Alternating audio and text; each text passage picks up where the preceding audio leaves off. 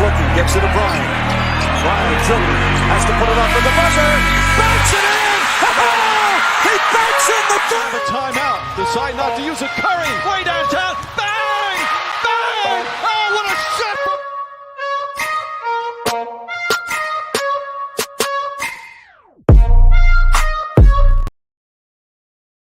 What is up, everybody? Welcome to another episode of Scotty Talks NBA. I'm your host, Scotty Drown. You can find me on all social media accounts at that Scotty Drown.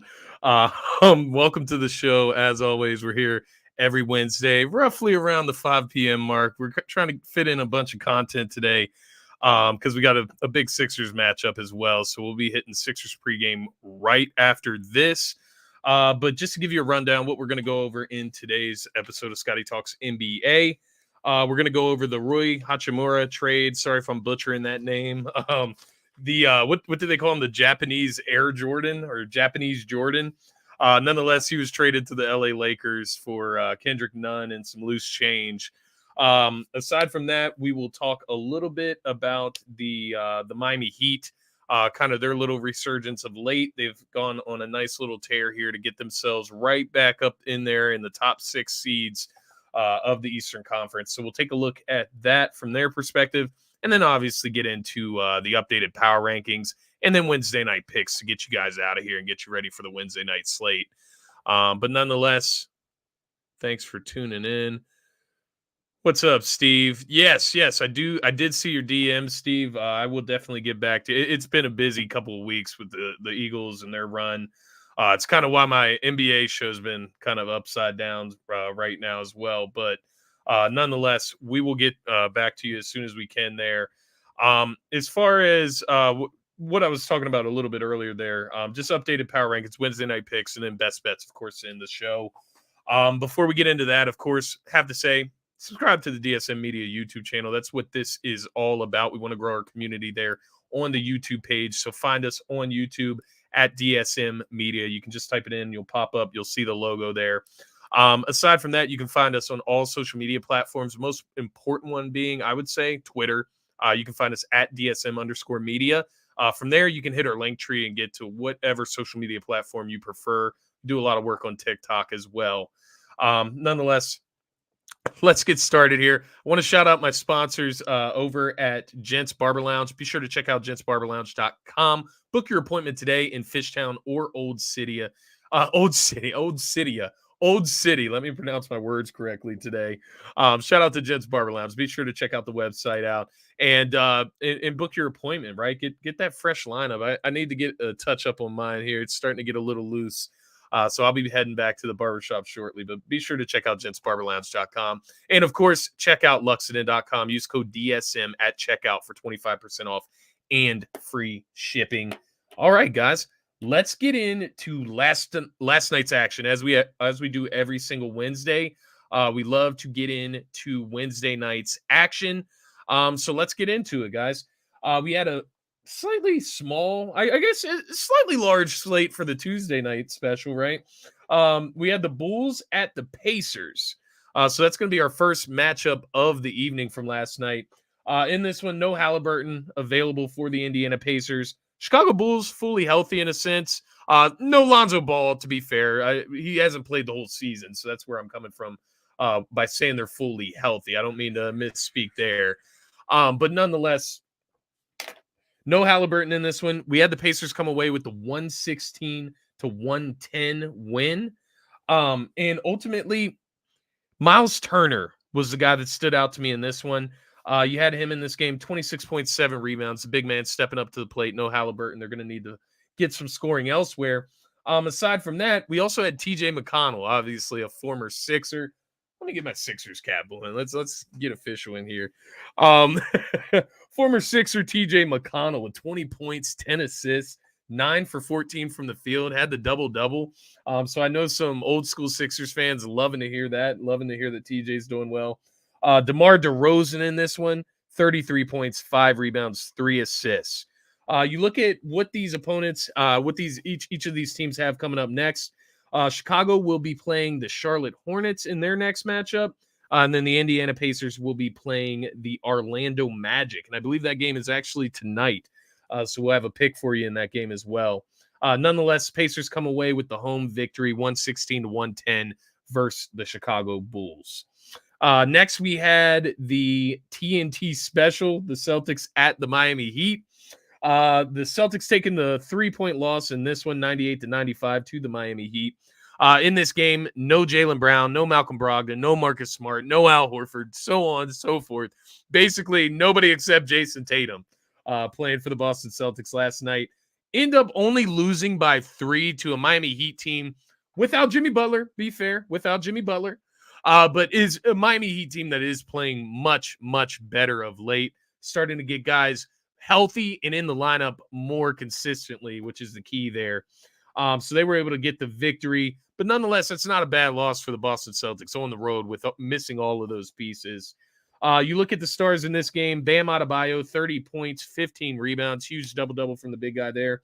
And then Jason Tatum, 31 points, 14 rebounds, 7 assists. Boston Celtics actually had control of this game most of the way. And then, as the Miami Heat team does, they tend to come back. They hang in there. They're a resilient group, and they were able to come away with the late victory. But nonetheless, great game from Jason Tatum, Bam Adebayo. You look at Boston Celtics' upcoming next opponent, it's going to be the New York Knicks. And then you look at the Miami Heat's upcoming opponent, it will also be the Orlando Magic. So interesting matchups coming up for those two teams. Looking at the next matchup, we had the Cleveland Cavaliers at the New York Knicks. This was another close game. Close games all around. Now that I'm looking at the score, it's kind of crazy. We could have started a trend. There was only 2 games that were actually decided by double figures or more. And then you can take it even a step further. There were only 2 games that were decided by less or by more than 6 points. So it was actually a pretty thorough and good slate last night if you just like competitive basketball games. Nonetheless, we had the Knicks coming out with a victory at home against Cleveland Cavs in this one, 105-103. Julius Randle was pretty special in this one, 36 points, 13 rebounds, 4 assists. Big thing for Julius Randle, shooting that ball efficiently, 8 for 12 from the three-point line, hit 5 threes in the first quarter of that game, which is huge in a game against a team that I would consider better than the New York Knicks. Julius Randle steps up to the plate, delivers early, and delivers often in this game as well. Donovan Mitchell, 24 points, 8 rebounds, 8 assists. He was 6 for 14 from the three-point line. Darius Garland, 22 points, 4 rebounds, 6 assists. And then RJ Barrett to round us off with 16 points, 4 rebounds, 3 out of 5 from 3. So great game for the New York Knicks. Great win for the New York Knicks. Cleveland Cavaliers kind of taking a little bit of a back burner seat in the Eastern Conference right now. They're kind of falling, not playing their best ball. But I had a feeling. I talked about this on the earlier shows, I guess you could say, earlier in the season. I talked about this Cleveland Cavaliers team, and I said they're an exciting team. They're fun. But are they the number 3 team in the Eastern Conference? No. And do I think they're a real contender in the NBA this season? No. I was coming around to it. They had me, starting to come around and believe in it, but now I'm starting to see the certain things that I was questioning coming into the season. If Donovan Mitchell doesn't have an electric night, then they're not going to win. If Darius Garland, vice versa. They do have some good guys in the middle, right, with Evan Mobley, Jared Allen. Jared Allen's actually playing really well right now. But just not enough overall for me from the Cleveland Cavaliers, the depth. And then you look at the 2 guard spots. I've talked about this all season. It's something that maybe you just won't see until you get to the playoffs and you see mismatches start to be taken advantage of. But that 2 guard lineup with such short guards, it's going to create defensive mismatches in the postseason. It's inevitable. And I have no doubt that the Cleveland Cavaliers are going to run into that at some point. But nonetheless, tough loss there on the road against the New York Knicks. New York Knicks have the Boston Celtics, as I mentioned earlier, in their next one. And then the Cleveland Cavaliers are going to be taking on the Houston Rockets. Next, we had another close game, 1-point victory for the Denver Nuggets over the New Orleans Pelicans in New Orleans. In this game, Jokic, surprise, right? He was questionable going into this one with the hamstring injury, feeling a little tight in his hammy. Nonetheless, he was able to tough it out, get into this game. records his 15th triple-double of the season, 25 points, 11 rebounds, 10 assists. Said it last week a little bit, talking about the Nuggets. I don't have that disdain that everybody else from Philadelphia has for Nikola Jokic. I really just don't feel the need to disrespect Nikola Jokic in order to prop Embiid up. And to that point, I don't have this disdain against the Denver Nuggets. There's no reason to. They're in the Western Conference. They have no connection to Philadelphia. There's no rivalry there. Nothing, right? It's just a really good matchup when Jokic and Embiid square off because they're the two best big men in the NBA. And I think, just giving respect to the game, giving respect to Jokic, he's having an incredible season. That's his 15th triple-double. It's incredible. He's an incredible player. Does he deserve 3 in a row? No. But do you take this one away because he didn't deserve the last one? I don't know. This is the one that he would deserve the most at this point in his career, right? Which maybe that discredits his last 2. I don't know. It's not worth getting into that MVP combo because quite frankly, at this point, as a Sixers fan, personally, I don't really care if Embiid ever wins an MVP. I don't care. It's about winning championships. And I would imagine Jokic feels the same exact way. Jamal Murray in this one, 25 points, 7 assists. CJ McCollum, 20 points, 0 for 8 from the three-point line. Very rare for CJ McCollum there, but not a good shooting night. 4 rebounds, 4 assists for CJ. Jose Alvarado, GT Alvarado, 17 points, 3 assists, 8 for 12 from the field. And, of course, that's a very efficient game from GT Alvarado. I love pointing out when he has a good game. He's one of my favorite players in the league. Looking at the upcoming matchups for the Denver Nuggets, they will be taking on the Milwaukee Bucks tonight. So tail end of a back-to-back tonight. And then we have the New Orleans Pelicans taking on the Minnesota Timberwolves tonight as well in the tail end of a back-to-back. So it'll be interesting to see how those games play out. But nonetheless, crucial victory. When you talk about seedings especially, right? I know the New Orleans Pelicans are kind of down and out right now with no Zion, no BI. But they're going to get back into it at some point, right? Zion's going to come back at some point. I think BI is probable for tonight's game. So I'd imagine the Pelicans are going to come back around, and who knows, these matchups may mean something down the stretch for these two teams in a Western Conference that is extremely tight. Next, we had the Washington Wizards visiting the Dallas Mavericks. Wizards come away with a 1-point victory on the road against the Mavs, and man, the Mavs are struggling. I hate to see it. I believe they've lost 3 in a row now. Obviously, I've been high on the Mavs throughout this season, but it's just not coming together for them, and it just doesn't seem like Luka has enough around him, right? Can they figure it out? Now you have Christian Wood that's injured. He comes down with an injury. Where do you go from here? Do they have assets that they can actually move at the trade deadline? I don't know what you do if you're the Dallas Mavericks because you have such a star in Luka Doncic, but then you just have nothing to match with him, right? You let Jalen Brunson go in the offseason. That was obviously a mistake at this point. Spencer Dinwiddie's trying to step up in these games. It's just not happening, right? They can't put anything consistent together despite these monster performances from Luka each and every night. Nonetheless, in this one, we had Kyle Kuzma with 30 points, 5 rebounds. Bradley Beal, 22 points, 4 assists. Wanted to point out Bradley Beal because I've seen a lot of Wizards fans on Twitter specifically talking about how, Bradley Beal, the big money man, the big dollar guy, right? Wanted that super max extension, got all that money over the offseason. And now you look at the Wizards, what are they playing for, right? Everybody's online calling him, he's just money hungry. That's what everybody's trying to say about Bradley Beal. They've been saying that for a while, right? But if you're Bradley Beal and that's how you feel about Bradley Beal, you don't like the way he's performing under this contract. Because the big thing with him is the mistakes that he's making in crunch time. And I saw a highlight video of it.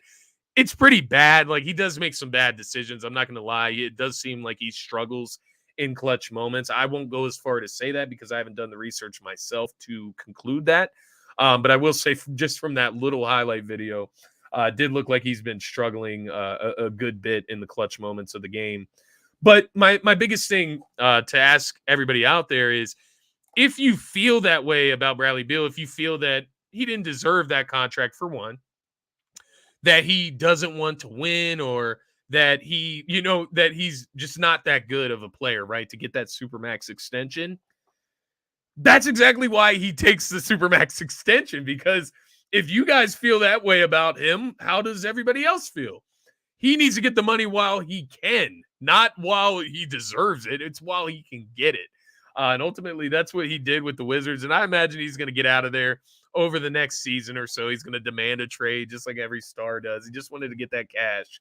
But nonetheless, Bradley Beal's an interesting topic. We'll see how that continues to kind of waver. I'm going to have my radar up on the Washington Wizards fan base, see how they're feeling with Bradley Beal in that contract. Aside from Beal and Kuz, we had Luka on the other side with 41 points, 15 rebounds, 6 assists. Like I said, he's having monster games every night. It's not making a difference. They lose this game by 1. That's demoralizing. Spencer Dinwiddie tried to help out in this one, 20 points, 8 assists. Shot 3 for 7 from the three-point line. Once again, just not enough. You look at the Wizards' upcoming schedule. They have the Houston Rockets up next, and the Dallas Mavericks have the Phoenix Suns up next. So that should be a fiery one, right? The way the Mavericks are playing, Phoenix being down a few men, should make for a good game in reality.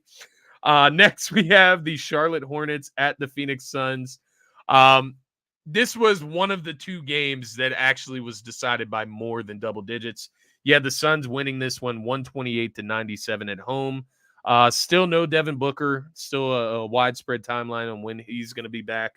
CP3 in this one, he's looking a lot better. 14 points, 11 assists, 5 rebounds. Cam Johnson, good to have him back. I'm sure Phoenix Suns fans feel that way. 24 points. He shot 6 for 7 from the three-point line. They got their marksman back. Terry Rozier had a miserable shooting night. 19 points, 4 rebounds, 5 assists, but 7 for 21 from the field. That Charlotte Hornets team, you just had LaMelo Ball re-injure the ankle. They're going nowhere fast, man. They were going nowhere with LaMelo Ball. They're going nowhere fast without him. Love Terry Rozier. Keep your eyes peeled. See if he gets moved on the trade deadline. I could see a bunch of pieces moving from that Charlotte team. You look at Charlotte's upcoming opponent. We have the Chicago Bulls taking on the Charlotte Hornets next. And as I mentioned earlier, the Phoenix Suns will take on the Dallas Mavericks. Final game of the evening, and this was the only, I'll be clear with you now, we're going to go over best bets later. This was the only ticket that I cashed last night, and that was the boost on FanDuel. LeBron plus Kawhi to equal out for 60-plus points in this Clippers and Lakers matchup to end the night. We had Kawhi Leonard with 25 points, 9 rebounds, 3 assists.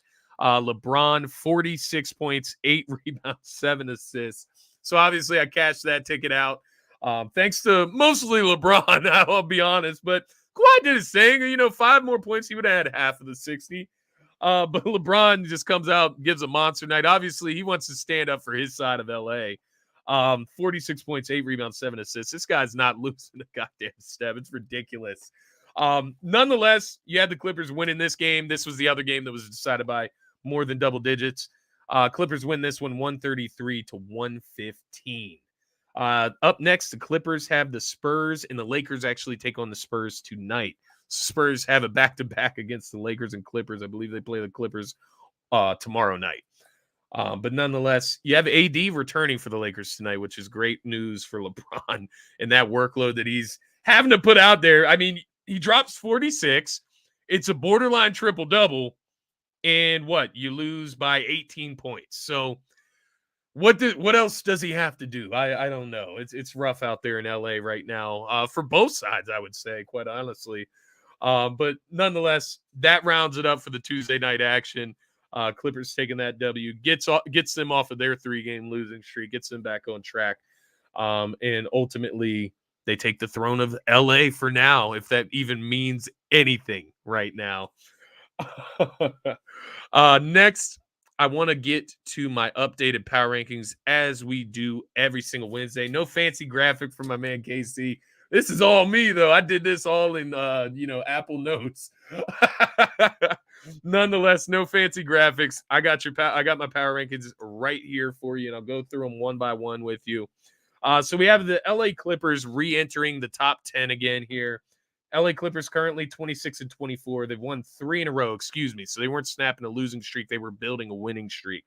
3 in a row as far as wins for the LA Clippers. They're 5-5 in their last 10, which is not great, right? 500. But nonetheless, Clippers, I've been saying it all season. They're one of the teams that I'm going to live and die by their potential. I think we all do, right? You either hate or love the Clippers, right? Because it's all potential based.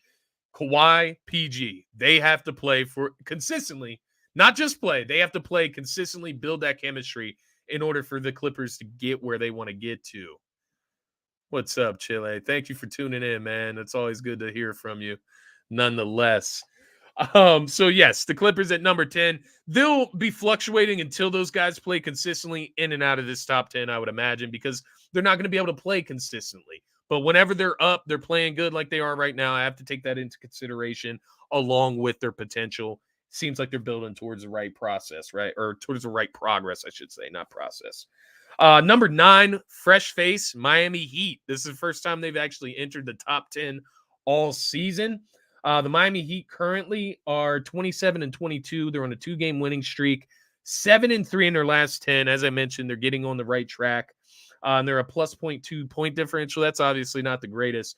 I'm not going to spend too much time on the Miami Heat. We're doing a little bit of a deep dive.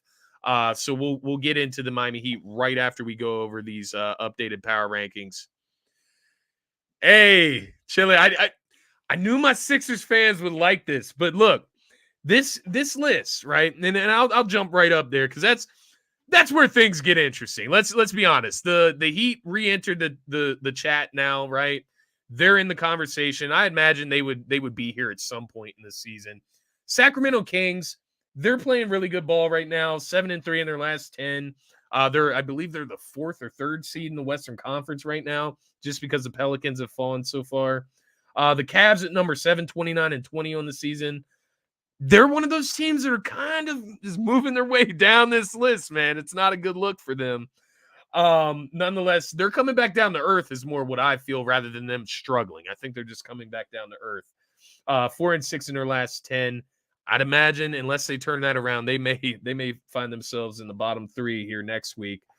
Brooklyn Nets, obviously the KD injury, they have been able to win 2 in a row. They're 5-5 in their last 10. Bucks 30-17, they've won 1. They're 6-4 in their last 10. Bobby Portis goes out. You hear that news today, but they are playing with Drew Holiday, I believe Chris Middleton, and Giannis tonight. So we'll see what they can do against the Denver Nuggets. Grizzlies. Okay, so we're where Chile was talking about having the Sixers above the Grizzlies. Why is that the case? They have virtually the same record in a sense. Grizzlies have one more win. They're 31-16. Sixers are 30-16. The difference right now is honestly, Chile, it's just the way these two teams are playing right now. You have the Sixers on one side who have won 5 straight road games on that West Coast trip, right? Playing some of their best basketball of the season. Embiid didn't even play in that game against Sacramento on Sunday. You still get Saturday. You still get the W, right? Then you look at it from the Grizzlies side of things.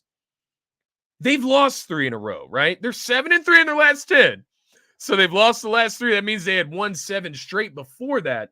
But we have to go with what's trending, what is happening right now, trajectory. They've lost 3 in a row. They take on the Warriors tonight. Could that be a 4th loss in a row? We'll have to wait and see. They're just not, in my opinion, playing better than the 76ers right now. And that's kind of as simple as I can make it. You know, it's crazy. Cavs have virtually the same record now as they did last year. That is crazy. And I'm glad you pointed that out, Chile, because I did not even realize that. But that is actually really interesting. With the addition of Donovan Mitchell, they've somehow still been able to get to the exact same place. But nonetheless, I kind of had a feeling they were gonna. Weirdly enough, I guess looking back on it, they didn't even make the playoffs last year, though. Which I know at this time last year they were a 5 or a 6 seed. I'm just trying to think back because they didn't make the playoffs. I believe they got eliminated in the play-in.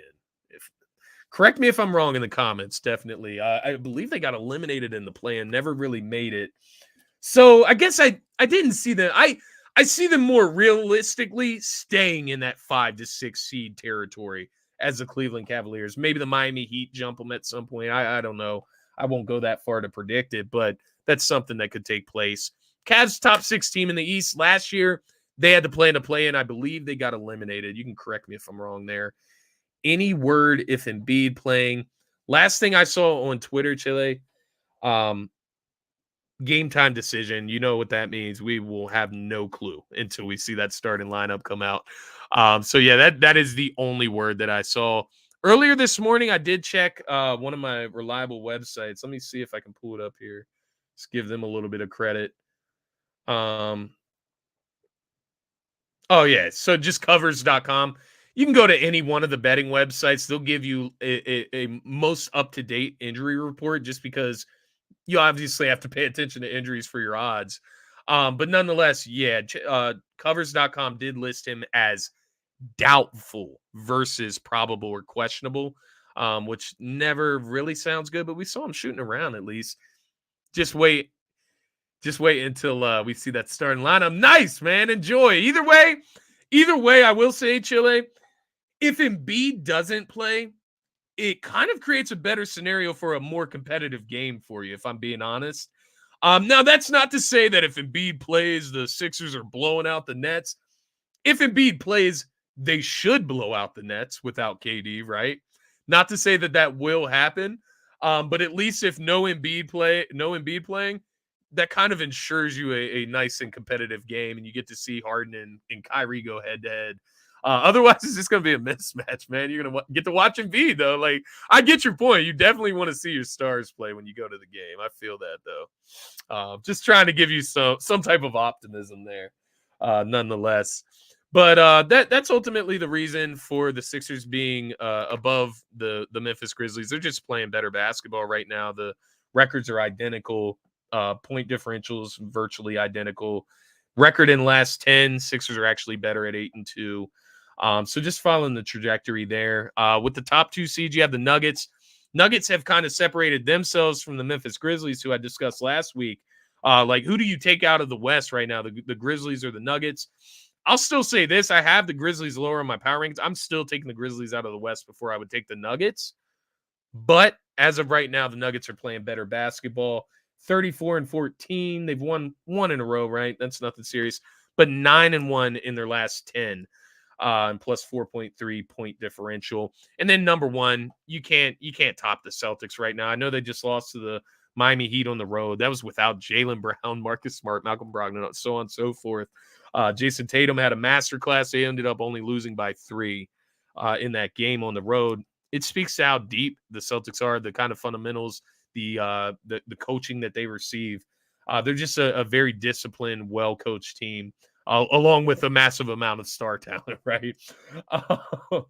8-2 in their last 10. Yeah, the Celtics, there's no arguments there with Celtics fans. I hate giving them the praise. That's why I'm not going to do it right now. I'm not going to sit here and get into all of their statistics to prove that they're the best team. Guys, you know they're the best team right now.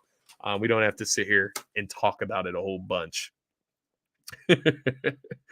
Moving on, just kind of keeping it on the note of the Miami Heat. I know we talked about them briefly in the power rankings there. Just wanted to highlight them really quick, talk about what they've been doing of late. So I mentioned 27-22 as of right now. They're 6th in the Eastern Conference. So they are currently right behind the Cavs. So right now it is Celtics, Sixers, Bucks, Nets, Bucks, Cavs. If I'm correct there. Nonetheless, I may be getting the Nets and the Bucks confused, but nonetheless, Miami Heat sitting at the 6th seed. They've won 2 in a row. They're 7-3 in their last 10. They've actually won 6 of their last 8 games. So just to take that a step further, within those 6 wins, they've been able to beat Boston. I mentioned Boston was a little depleted. They've been able to beat the Pelicans 2 times. Once again, Pelicans a little depleted. The Bucks 2 times. Bucks a little depleted. And OKC. So take it with a grain of salt, right? They're improving. They're playing better. But nonetheless, those are a few undermanned teams. Nonetheless, good teams. They're finally getting guys healthy. Jimmy Butler, Tyler Hero, Victor Oladipo. These are guys that missed an incremental amount of the season so far, and they're finally getting those guys back consistently. I would say the biggest thing, it's not just the injuries, and it's kind of similar to the Sixers in a sense, although the Sixers have been able to weather the storm a little bit better. It's about the timing of the injuries. They seem to kind of clutter all together, and then you're getting a bunch of mix and match starting lineups as guys come back and go out. So the timing has been off. They haven't been able to build chemistry.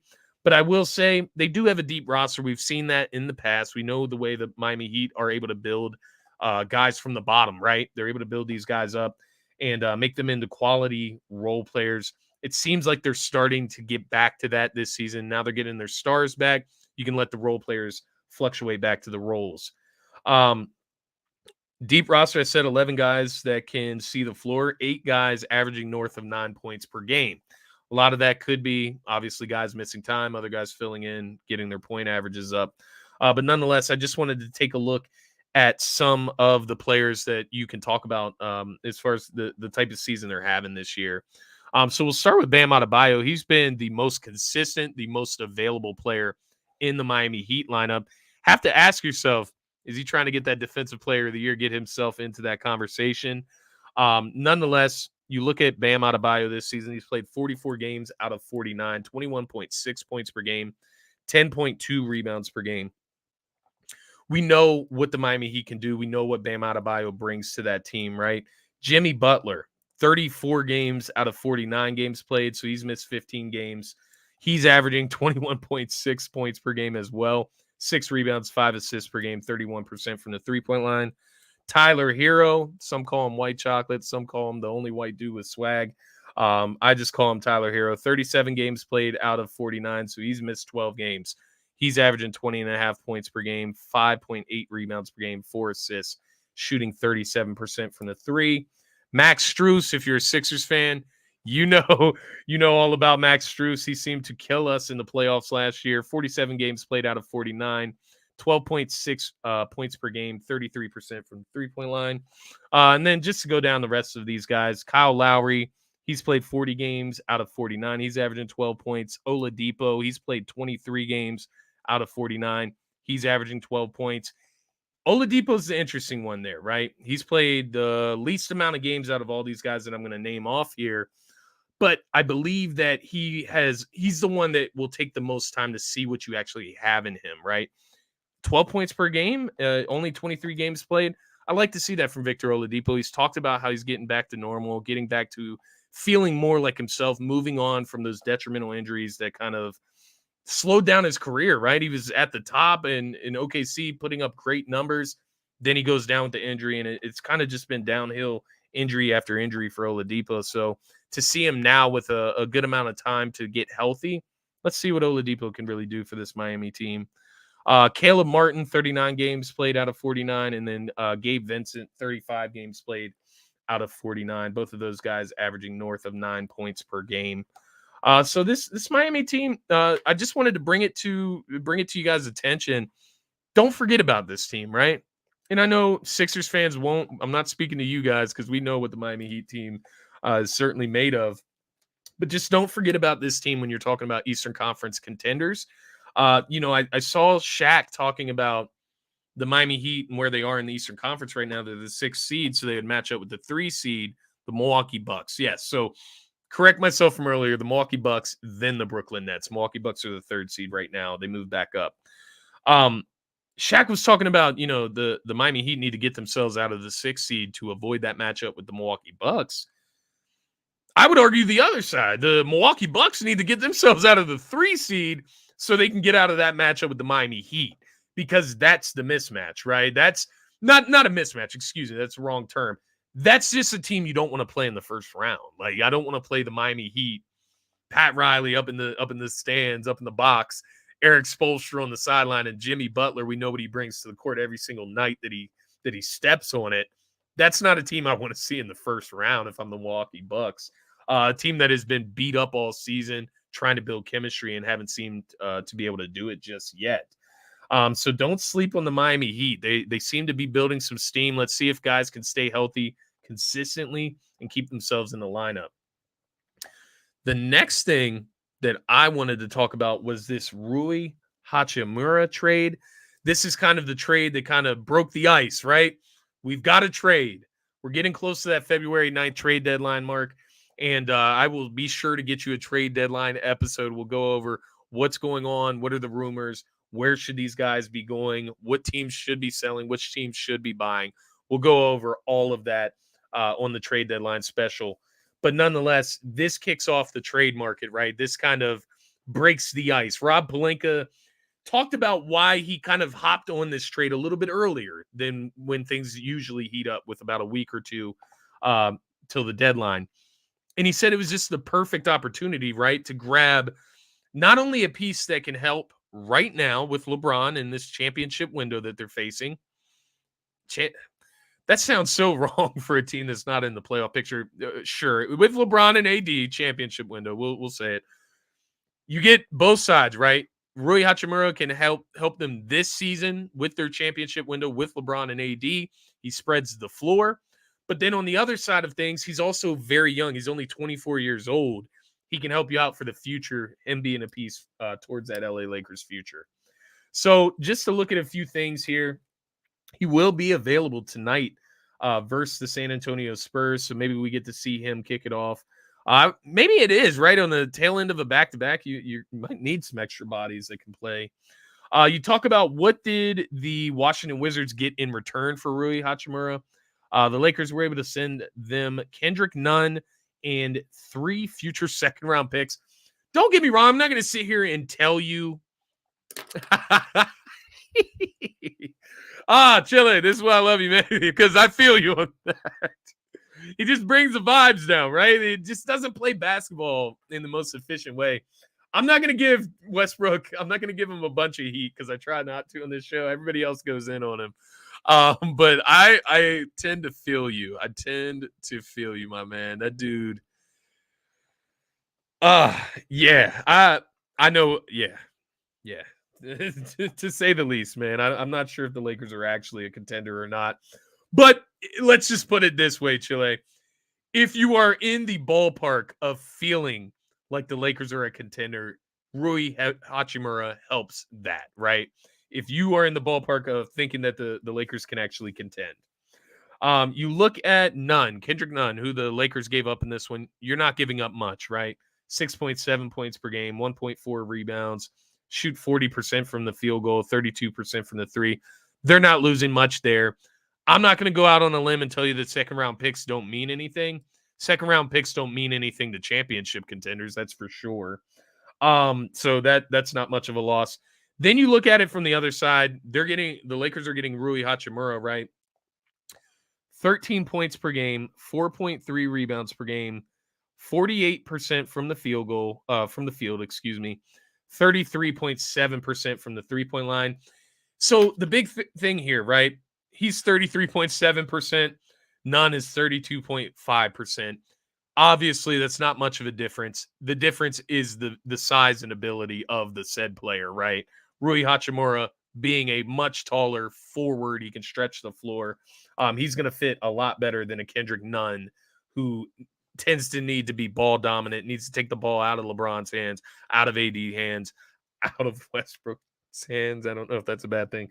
Nonetheless, this is a better fit for them. This is a way better piece, in my opinion. Talking about a guy that's 24 years old. They called him the Japanese Air Jordan, whatever nickname you want to give him. He's nothing close to Michael Jordan, but he's a good player. He's a solid piece. Looking at where Rui came from, he was the number 9 pick in 2019 draft, played for Gonzaga. Got the pleasure of watching Duke beat up on Rui, but nonetheless, he had a great college career as well. Came out of college with a lot of hype. Ultimately drafted into a dumpster fire, let's be honest. Drafted into the Washington Wizards.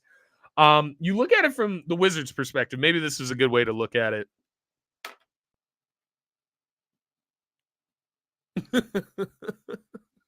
Yeah. You're cracking me up, Chile. I'm telling you, man. But looking at it from the Wizards' perspective, why do you trade Rui Hachimura? The only thing that I could come up with in my mind as to why you trade a 24-year-old, obviously you're going to have to pay him at some point, right? He's the guy you drafted in his contract year. You're clearing space for Kyle Kuzma. They're looking to bring back Kyle Kuzma. That has to be what it is, right?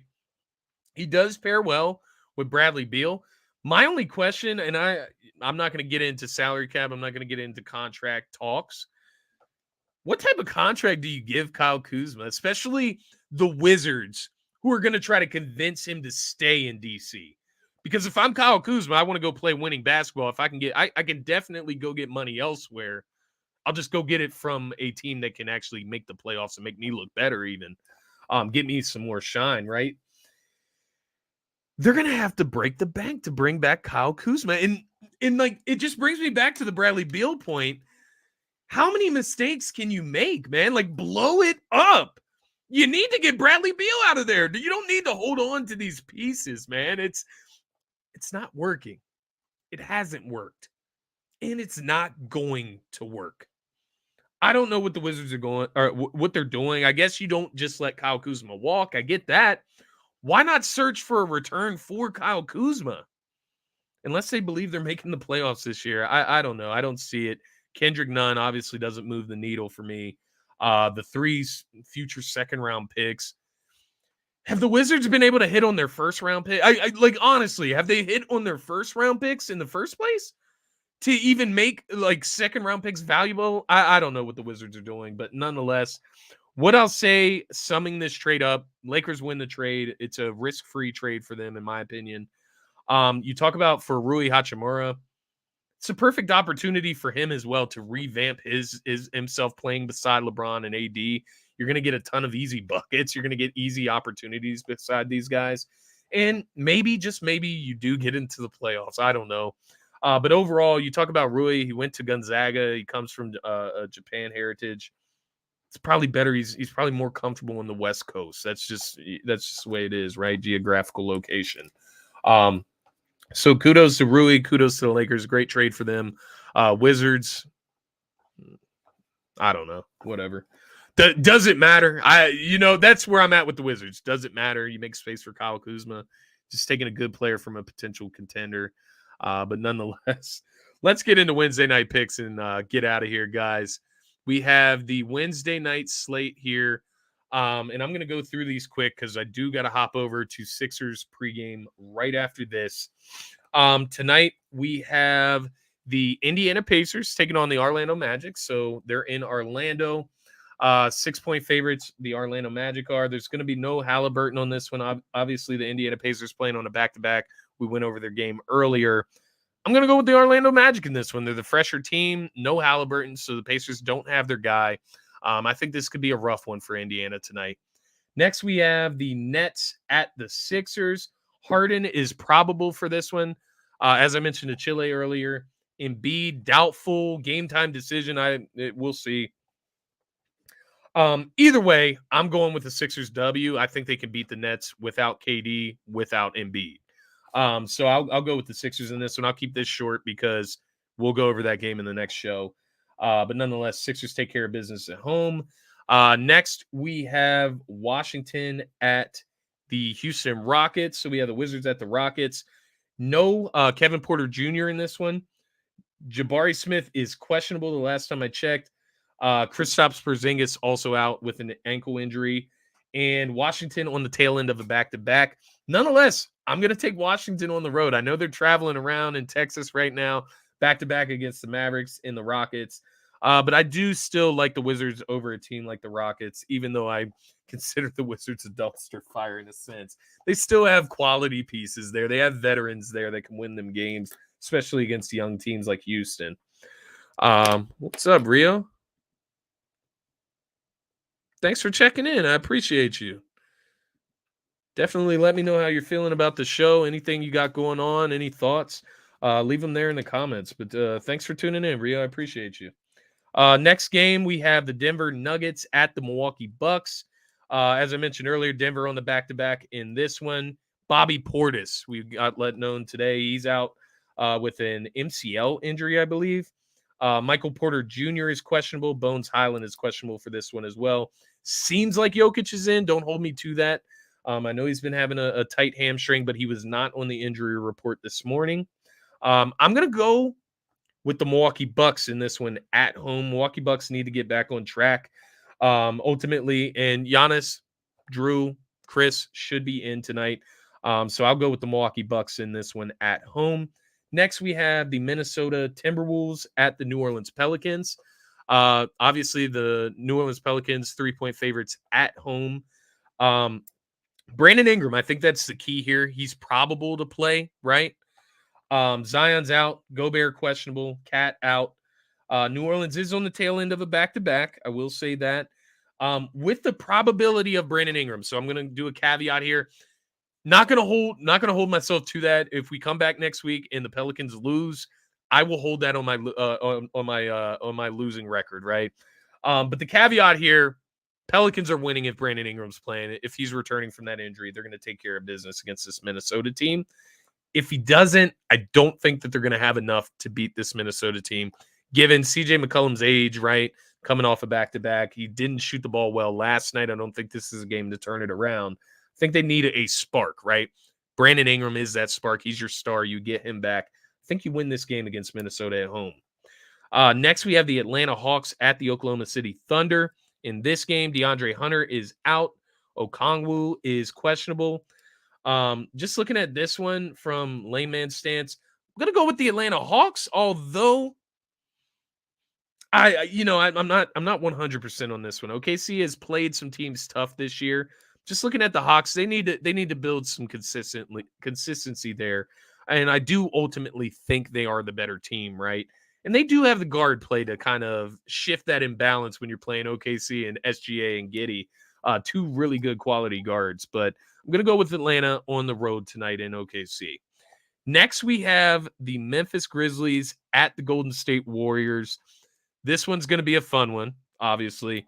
Golden State is 1-0 against the Memphis Grizzlies this season. No Steven Adams tonight. Ja Morant is probable.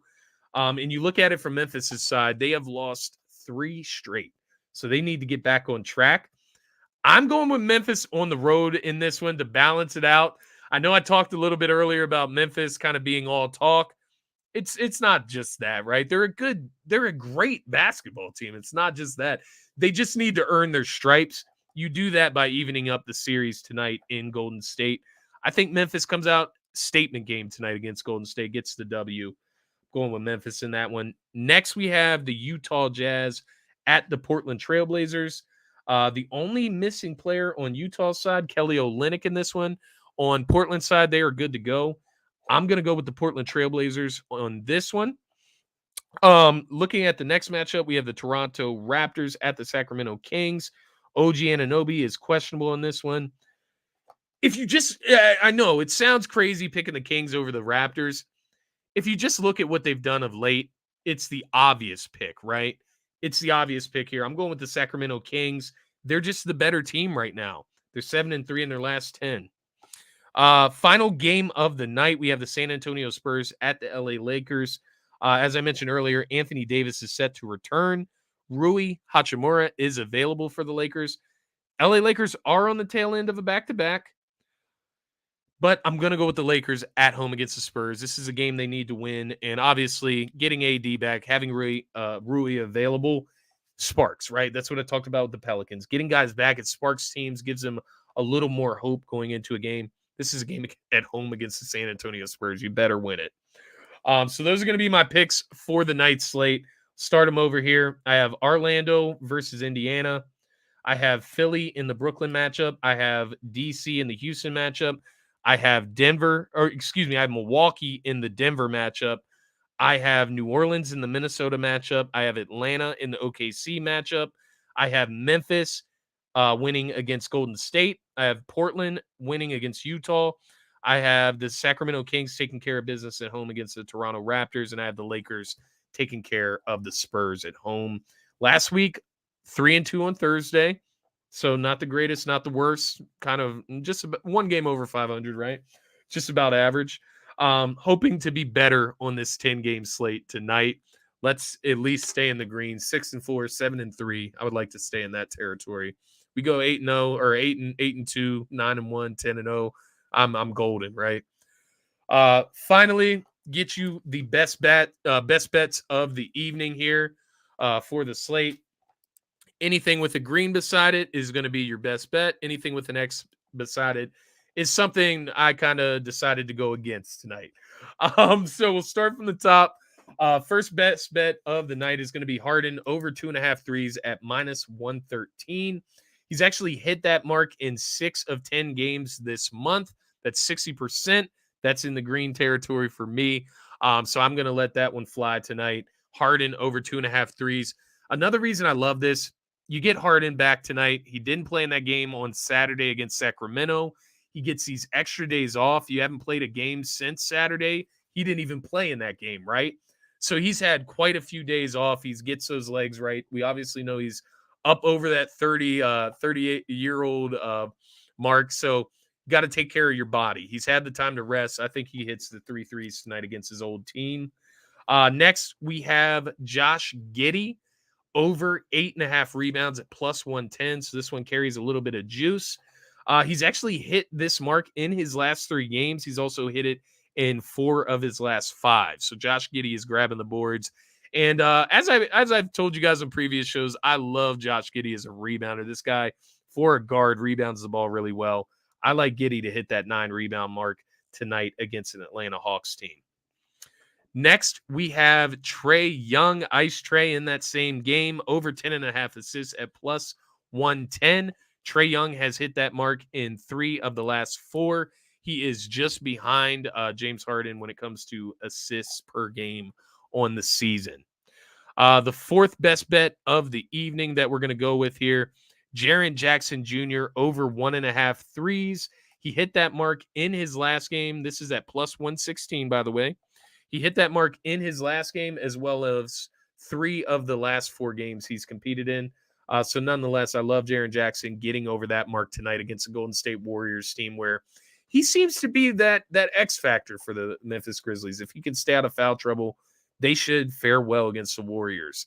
Finally, the last prop of the night, LeBron over 7.5 assists at plus 114. Obviously, we're looking at LeBron last night. He had the 46, 8, and 7 game, borderline triple-double, borderline 50-point mark. You have AD, you have Rui Hachimura available tonight. These are extra bodies. These are more points. These are bucket getters, right? These are guys that can score the ball. Coming in on the tail end of a back-to-back, I'd imagine LeBron might chill a little bit, man. You know, he scored the rock a lot last night. Might be in more of a facilitator role with AD back with Rui Hachimura out there. Get them guys comfortable. But nonetheless, I'm going to go with LeBron over 7.5 assists tonight at plus 114. I love that mark. On the tail end of a back-to-back on a night where maybe LeBron takes it easy. Maybe he's just a facilitator tonight. But guys, that is all I got for you for this episode of Scotty Talks NBA. Let's cash tickets. Let's see green tonight. Go Birds, by the way. You see the green lights. They're going to be this way all week. But guys, thanks for tuning in. Rio, thank you for tuning in. This is the first time I've seen you in here. How do you view the Bucks this year? I think the Celtics will continue to beat them in the offs. Yeah, I don't like that matchup for the Bucks, man. I really don't. This is a great point. I don't think they do that mid-season. That's something they'll do in the offseason, but I do agree with you. It might be time. Nonetheless, Rio, thanks for tuning in. We're here every Wednesday around 5 p.m. Eastern Standard Time. Sometimes we start a little bit earlier, but nonetheless, check me out next Wednesday. I'll be back. If you have more questions, bring them. I'll answer them for you. But thanks for tuning in, everybody. Be sure to subscribe to the DSM Media channel. Turn those notifications on so you're notified every single time we go live. Have a good evening. Go Sixers and cash tickets. Let's see green tonight.